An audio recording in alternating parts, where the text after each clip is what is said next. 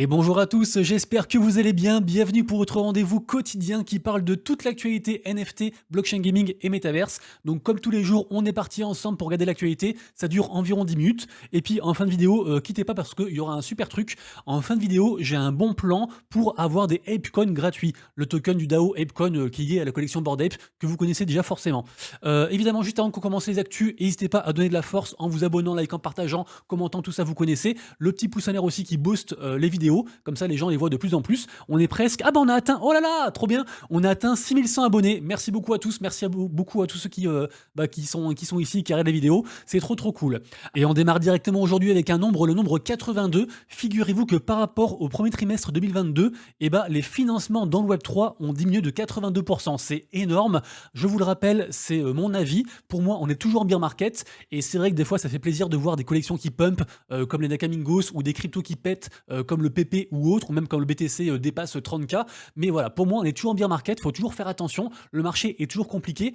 Je précise bien sûr que toutes les infos que vous trouvez dans les vidéos, ce ne sont jamais des conseils d'investissement. Même ce que je vous dis comme ça, là, ce que je vous dis maintenant actuellement, là, c'est que mon avis. Donc bien sûr, en fin de compte, il n'y a que vous qui pouvez savoir si vous voulez investir votre temps ou votre argent dans les différents projets. Et si vous pensez qu'on est en bull market ou que sais-je, c'est vraiment vous qui voyez. C'est juste des chiffres. Je vous mets bien sûr tous les liens en description pour ceux qui veulent en savoir plus. Et nous, on enchaîne directement avec ça.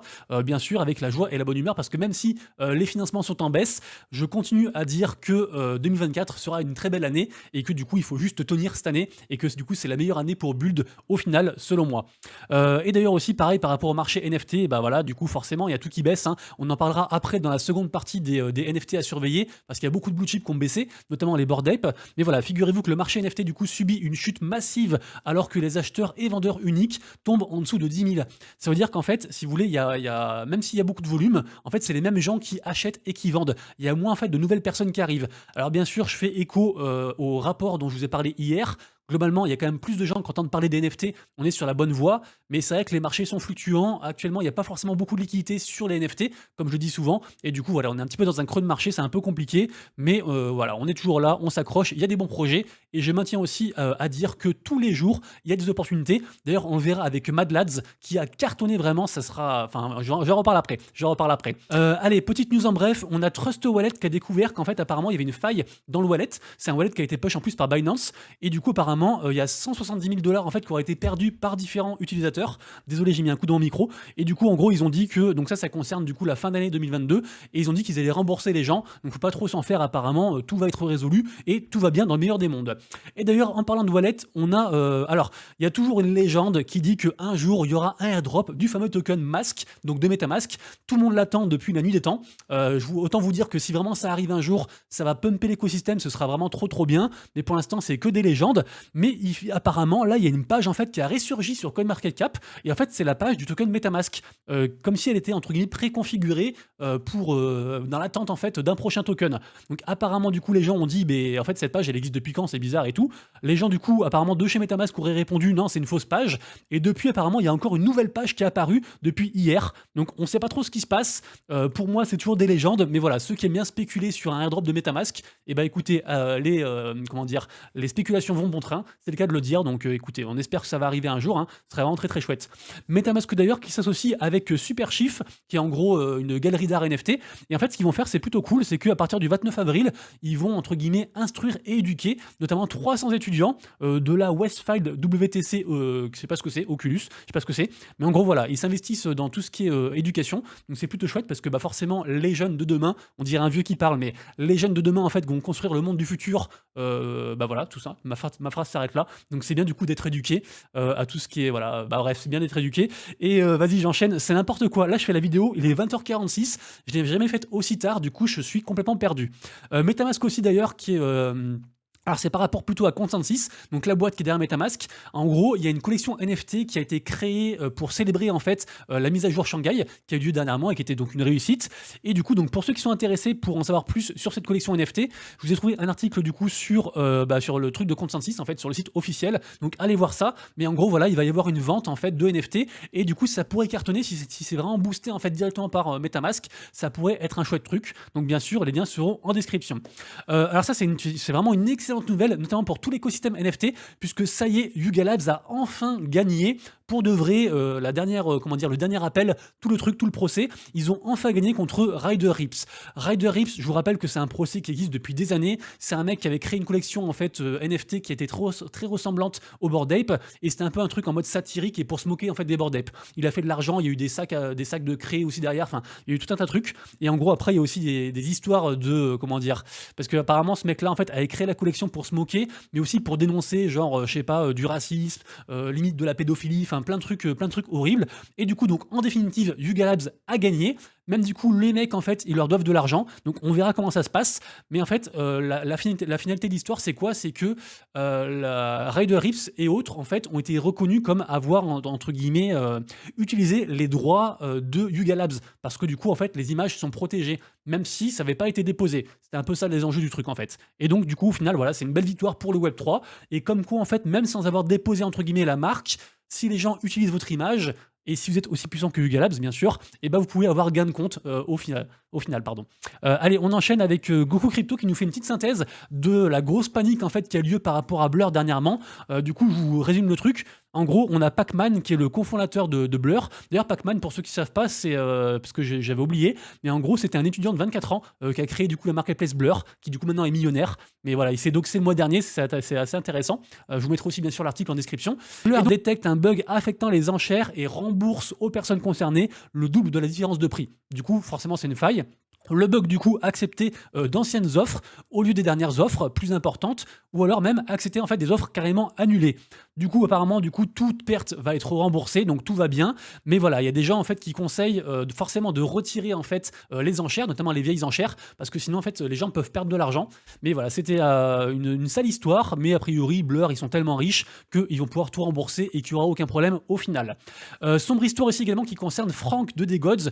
Donc du coup Frank de Degods c'est qui? C'est le mec en fait qui a créé les Degods, la plus grosse collection sur Solana, mais qui est partie de Solana. Du coup, c'est plus la plus grosse collection sur Solana. Maintenant, ils sont sur ETH. Je crois que c'est environ 7 ou 8 ETH de floor price. Ça reste une très belle collection, avec aussi de grosses implications. C'est quelqu'un qui est très puissant. Et en fait, le truc, c'est que il avait annoncé en fait embaucher pas mal de gens. Et finalement, apparemment, 46 jours après, il a viré la moitié des personnes qu'il avait déjà embauchées auparavant. Du coup, l'histoire est un peu compliquée parce que apparemment, il y en a qui ont été virés à juste titre, mais d'autres, c'est un peu plus sombre. Donc, à voir. Mais voilà, du coup, je voulais quand même vous en parler parce que ça reste intéressant. Il y en a qui aiment bien le drama. Le drama dans les trucs NFT, il y en a qui aiment bien ça. Ensuite, Mattel, alors ça, c'est une news, j'en ai déjà parlé il y a un petit temps de ça. Je crois il y a environ un mois, mais bon, ça va arriver très bientôt. Je crois que ça arrive le 27, je sais plus, il y a la date, ouais, 27 avril. En gros, on a Mattel. Mattel, vous savez, c'est les trucs des jouets et tout pour ceux qui connaissent, qui du coup, en fait, vont lancer un marché donc peer-to-peer pour les NFT en partenariat avec Rarible, avec la plateforme Rarible. Du coup, super intéressant. Et donc, ça arrive dans 5 jours. Pareil, semaine prochaine, il y a pas mal de choses qui arrivent. Ce sera super intéressant. On a notamment Ultra aussi, on en reparle après. Mais il y a des très belles choses qui arrivent semaine prochaine. Il faudra bien s'accrocher aussi. Il y aura beaucoup de news. Ensuite, OpenSea Pro, qui du coup est la version pro de OpenSea, la marketplace OpenSea. Je vous rappelle que du coup, il y a 0% de fees, enfin de frais entre guillemets sur la plateforme sur OpenSea Pro. Donc, vaut mieux passer par elle du coup, même si elle est un peu moins ergonomique. Et bah, figurez-vous que ils ont racheté en fait l'agrégateur Gem il y a un petit temps de ça. Du coup, les gens en fait ont pu minter ces fameux NFT il y a pas si longtemps que ça. J'en avais parlé il y a environ 15 jours. Et apparemment là, en fait, ils ont changé un peu les métadonnées. Et du coup, a priori, les gens qui ont minté les NFT en premier, donc les plus anciens, et ben en fait, il y aura un système de rareté. Ils seront beaucoup plus rares et pourront aussi apporter d'autres avantages. Donc ça reste aussi un truc intéressant parce que je vous rappelle que ces NFT là, il y en a, je sais plus combien il y en a, mais il y en a genre 200 000 ou un truc comme ça. Enfin, c'est une supply vraiment énorme. Donc c'est bien du coup de récompenser les gens qui ont fait ce truc là en premier. Ensuite, on a eu un Twitter Space très intéressant entre Pudgy Penguins, Utes et des Gods. Donc Utes et Gods, c'est plus ou moins le même truc, hein, c'est deux collections mais qui appartiennent au même écosystème, et aussi Azuki. Et du coup, en fait, alors j'ai pas encore écouté de Space, faudrait que je l'écoute du coup en replay, mais il y a clairement un rapprochement entre ces trois groupes. Et du coup, c'est vrai que notamment, alors Azuki et puis Utes et Gods, c'est assez cher, mais par contre, Pudgy Penguins, c'est pas encore trop cher. Et pour moi, ça fera sans aucun doute partie des blue chips de 2024. Voilà, c'est que mon avis à moi, mais du coup, voilà, je surveille du coup tout ça, mais c'est très intéressant. Ensuite, on a Petit Français sur le Discord qui a partagé un top 10 des artistes artistes du secteur NFT. Donc les 10 artistes entre guillemets les plus hypants, les plus connus, ceux qui font des trucs qui cartonnent en général. Donc pareil, je vous invite du coup pardon, à aller voir ça. On retrouve bien sûr Beeple évidemment, on retrouve aussi Pack évidemment, il y aura aussi Xcopy, enfin voilà, pas mal de trucs comme ça. Donc ceux qui sont intéressés par le milieu artistique au niveau NFT, c'est un truc qu'il faut aller consulter.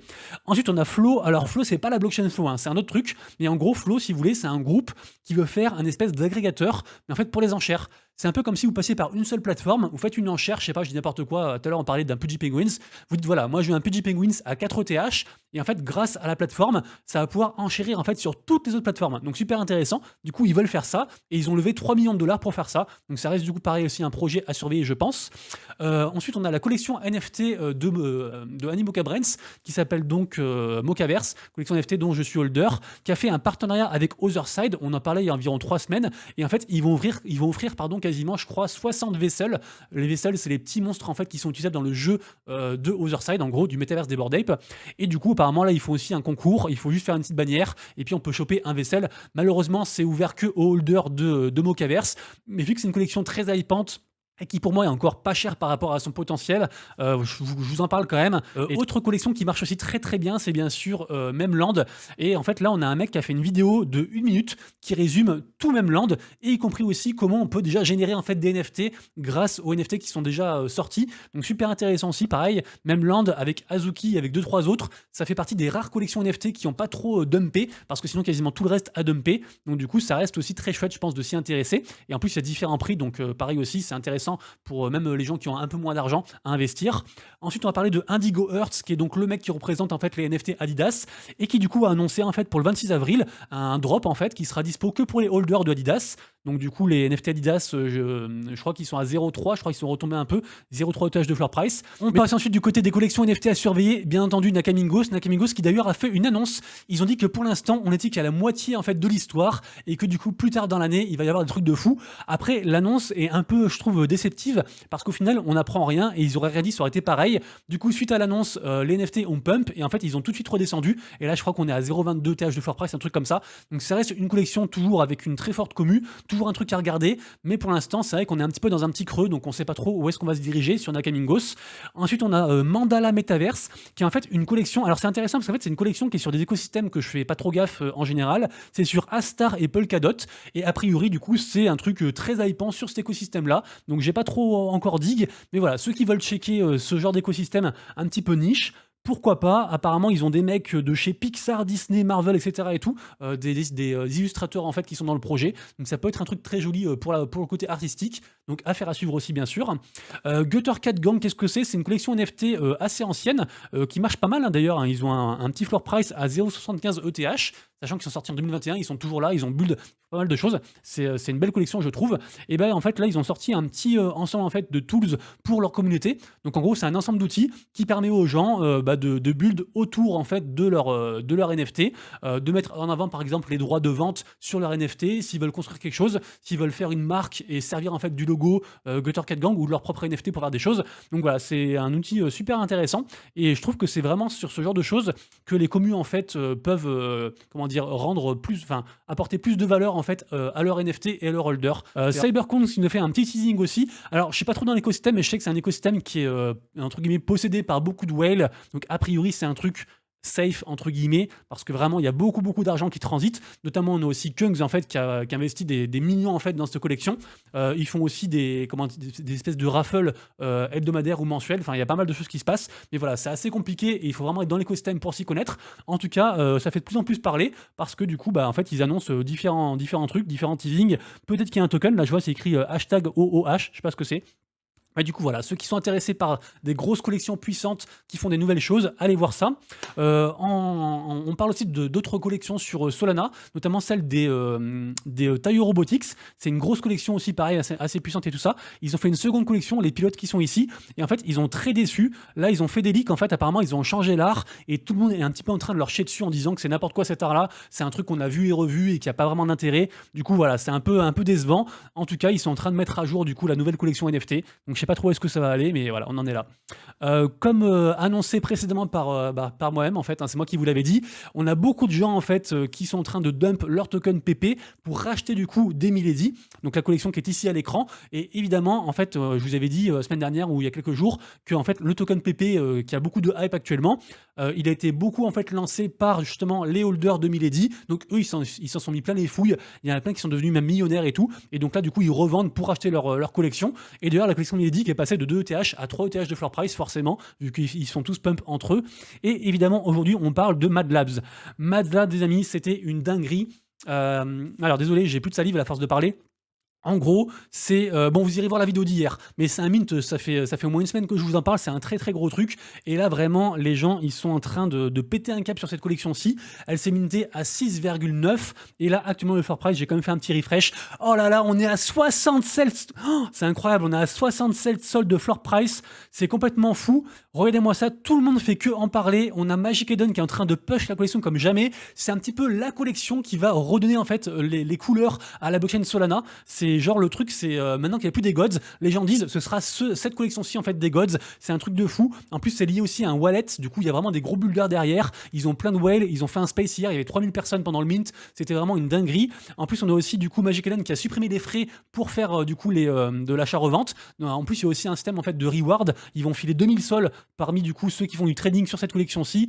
Il y a des trucs de fou. Il y a des grosses whales qui arrivent. Ils sont en train de sweep à mort. J'ai encore vu aussi un squelette. Donc c'est entre guillemets, c'est une caractéristique en fait de certains NFT.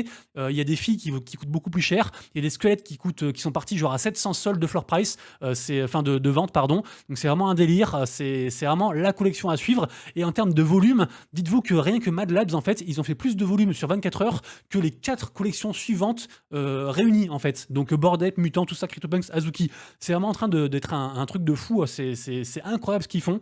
Donc vraiment, je vous invite fortement à regarder ça. Après, bien sûr, là, c'est déjà très très cher. Donc c'est vous qui voyez. Mais je vais quand même refresh ici. Mais c'est vraiment un délire Mad Labs.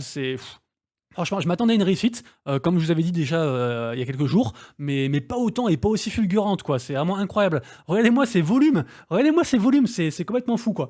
Du coup, bon, moi, ça, à part Milady et 2-3 autres trucs, ça éclipse un petit peu le reste. Aujourd'hui, on a un mint du jour, on a Rokoro, mais voilà. Marché compliqué, mais faites comme vous voulez. En tout cas, on a Rokoro aujourd'hui sur Polygon qui pourrait marcher.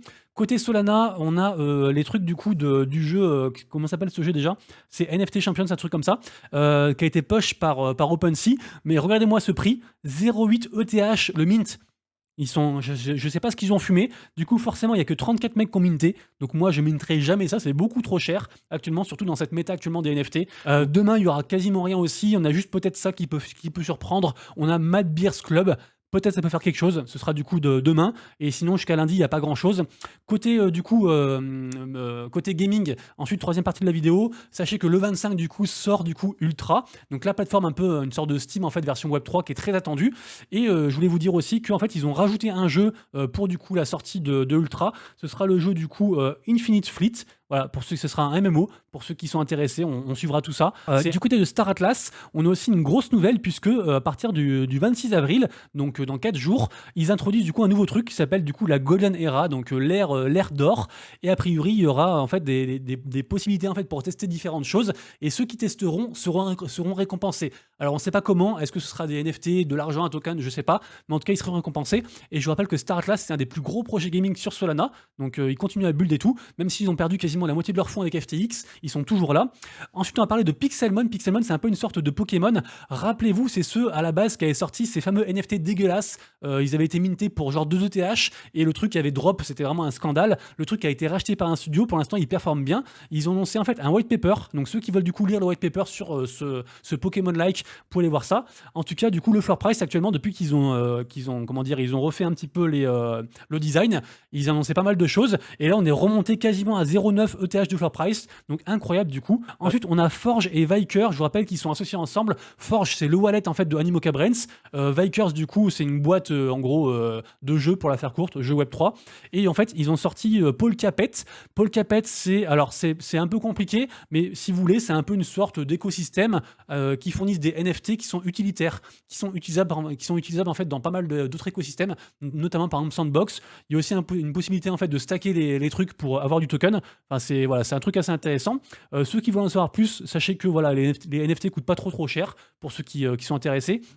Et la news du coup c'est quoi? C'est qu'en gros, ils sont tous associés pour faire une espèce de tournoi de poker et en gros, il y a 5 000 balles à gagner, en token pets pour ceux qui sont intéressés et a priori, c'est que le premier événement, d'une longue série. Donc on suivra ça, mais a priori, du coup, ce fameux wallet Forge, de Animoca Brands est censé organiser tout un tas, en fait, de tournois et de récompenses, notamment côté gaming. Donc voilà, je vous tiendrai au courant bien sûr. Un wallet, que moi-même j'ai installé, on sait jamais s'il y a un airdrop. Ensuite, on a, Elixir qui est un peu une sorte de Steam, un petit peu à la Ultra entre guillemets et bah, figurez-vous que là, en fait, je suis tombé sur un petit article comme quoi ils vont faire une hacker house, donc les gens vont pouvoir venir en fait pour tester des jeux. Mais du coup, en fait, ils ont montré 3 jeux pendant ce truc-là, et je trouve que c'est assez intéressant. Là, on a vu le jeu Chronos Dawn of Time que j'aime beaucoup. Là, du coup, on voit un autre jeu qui s'appelle Monstropoly, et il y a aussi du coup No Way Back. Et je trouve en fait que les 3 trucs sont plutôt propres. Donc voilà, ceux qui sont intéressés par des nouveaux jeux, les 3 jeux sont dispo sur du coup le Steam Like qui s'appelle Elixir. Je vous rappelle que Elixir, ils ont fait un partenariat dernièrement avec Square Enix, donc peut-être que du coup ça peut être un truc qui monte. Du côté du FPS, Shrapnel, qui fait beaucoup parler, qui est un très gros projet pour moi, très joli projet, qui est construit sur Unreal Engine 5. Et bah, figurez-vous qu'en fait ils ont annoncé un airdrop, personne s'y attendait. Ils vont faire en fait un airdrop de tokens à ceux qui ont acheté des NFT. Donc voilà, ceux qui sont intéressés du coup, je sais pas si on a la date du airdrop. Apparemment c'est du coup, il y aura un snapshot qui sera fait entre le 1er et le 3 mai. Donc on suivra ça. Et on finira la vidéo du jour aujourd'hui avec la chose promise, chose due, que j'ai annoncé tout à l'heure, en fait, des tokens Ape gratuits. En fait, hier, je suis tombé sur un Twitter Space qui était organisé avec Mocaverse, donc les fameux NFT en fait de Animoca Brands. Et en fait, ils avaient un mec qui s'appelle, je crois, Ape Wallet ou un truc comme ça, ou Ape Free, un truc comme ça, ben, peu importe. Et en gros, ils ont parlé de ce projet-là, 5 Ape, voilà, 5 Ape, donc merci Ape. Et en gros, si vous voulez, ils ont des allocations de Apecoin, parce qu'ils stackent leur Apecoin, ils stackent leur Bored Ape ou leur mutant. Du coup, ils chopent en fait du token Apecoin régulièrement. Et en gros, ils fournissent du coup tous ces tokens à la commu pour récompenser les gens en fait de construire des choses sur l'écosystème. Par exemple, hier en fait, il fallait juste RT, je l'ai mis dans mon Discord quand c'était le cas, il fallait juste RT du coup le space et on gagnait en fait 5 Ape. Du coup là, j'ai gagné 5 Ape. Donc alors, moi je me suis enregistré du coup, j'ai connecté mon wallet, je me suis pas fait scammer ou quoi, pour l'instant tout va bien. Sachez que du coup, il y a des saisons. Donc la saison du coup se termine le 30 avril pour cette saison-ci et donc le 30 avril en fait, on peut claim du coup tous nos Ape. Donc je vous dirai si ça a bien marché, mais a priori dans 8 jours, je pourrais claim au moins 5 Ape. Après, je suis en train de faire d'autres quêtes parce que évidemment, il y a des quêtes qui sont faisables en fait via Twitter, d'autres via Discord, et vous voyez qu'il y a pas mal de hype comme ça à gagner. Donc après, à voir si on peut multi-compte, à voir si s'ils fournissent bien ça, s'il n'y a pas d'escroquerie ou quoi. Pour l'instant, tout va bien. Bon, pour moi, c'est un excellent plan, mais voilà, on suit toujours ça. Et notamment aussi, rappelez-vous que cette semaine, en fait, on a le Apecoin, en fait, le DAO Apecoin, qui a fait un partenariat avec Ledger, via du coup Ledger Quest. Donc, en fait, ils fournissent des espèces de quêtes à faire aux gens pour en apprendre plus sur le Web3, sur le Apecoin et sur Ledger aussi, dans un but, en fait, de connaître, en fait, la sécurité qui est liée à ces écosystèmes-là. Et en fait, du coup, c'est accessible qu'à ceux qui ont au moins 5 Apecoin sur leur wallet. A priori, soit sur du coup le réseau ETH, soit sur le réseau du coup Polygon. Normalement, les deux marchent. Et figurez-vous que en fait, dans les quêtes ici, et ben, ceux qui font la Ledger Quest, ils auront 10 Ape. Donc voilà, ça veut dire qu'en fait, vous pouvez éventuellement faire, genre acheter 5 Ape, les mettre sur un wallet, faire Ledger Quest, être éligible parce qu'eux aussi ils font des cadeaux. Hein, on peut aussi gagner des Ledger d'ailleurs. Donc du coup, vous serez éligible pour gagner une Ledger. Également aussi, bien sûr, et bah, après, vous pourrez participer à ça et donc récolter 10 Ape directement. C'est pas une raffle, c'est 10 Ape pour tous ceux qui font du coup les quêtes. Donc voilà, ça me paraît assez fou parce que là, bien sûr, on peut le faire qu'une seule fois. Mais imaginons quelqu'un qui fait 100 comptes MetaMask. Je sais pas comment il vérifie ça, mais vraiment, si ça marche comme il faut, c'est un plan de folie. C'est pour ça que je prends un peu de temps pour du coup vous l'expliquer. Et du coup, moi je suis allé voir sur les gens qui proposent ça. Et effectivement, ils étaient bien aussi en collab avec Mocaverse. Mocaverse, c'est quand même Animoca Brands qui est derrière, qui font des grosses vérifs, ils peuvent pas non plus promulguer de la merde et des scams. Donc déjà, eux, du coup, ils ont fait certaines vérifications. Moi, j'en ai fait aussi. Comme je vous dis, j'ai connecté mon wallet après et j'ai pas eu de problème.